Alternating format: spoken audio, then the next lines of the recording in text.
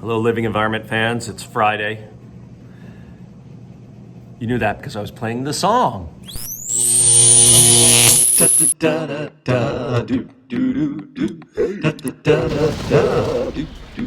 All right. Hey now. Mr. Kovacs class. It's Mr. Kovacs class. You might learn a ton. It's Mr. Kovacs class. He's interested too. It's Mr. Kovacs class. And he's super cool. It's Mr. Kovacs class.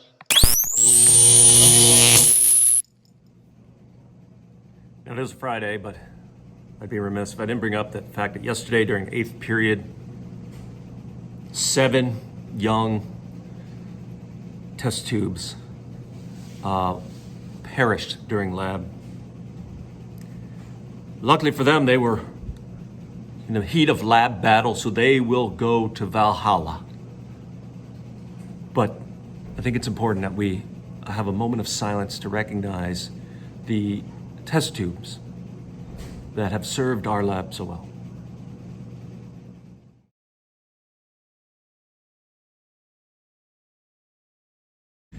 All right, today you're going to do the lab for sure, right? We're going to finish that up. I want to, I don't want to have many of the things hanging out over,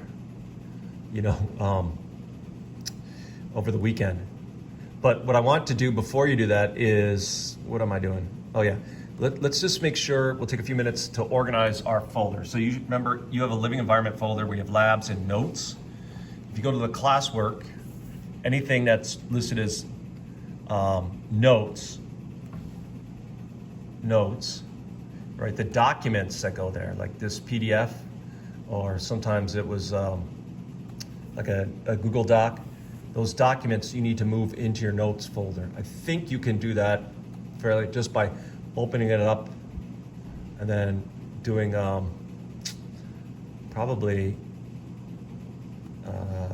over here where it says move, yeah, and move it to.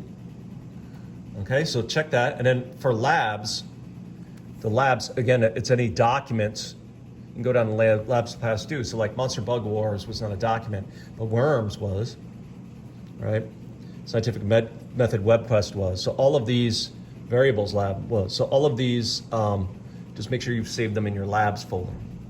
Then when you're done with that, let's go back to the lab, and you pick up where you left off. Let's just, okay, so in the lab, most of you had major predictions, monosaccharide, di or polysaccharide, right? And then you tested the canones, and you should have found something like this. So some of you maybe need to finish, but you should have found that iodine only reacted with polysaccharides. Benedict solution only reacted with monosaccharides. So when you test these other foods, you're going to test them with both iodine and with Benedict solution, right? If they react to Benedict's, not iodine, you know you have a monosaccharide. If they react to iodine and not Benedict's, you know you have a polysaccharide. And if they don't react to either, you have a disaccharide. Okay, so you've looked up, you'll be testing all 6 foods and determining what di, mono, or polysaccharide. And then the unknown carbohydrate. Right?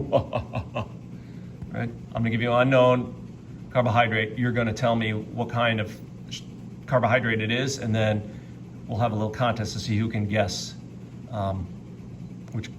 what the actual juice was made out of. And then of course you have all these fun questions to answer. And if you're good, like if you have a double period, you'll probably get it all done today. Even if you have a single period, you probably don't have to do very much. All right, so that's our lab today.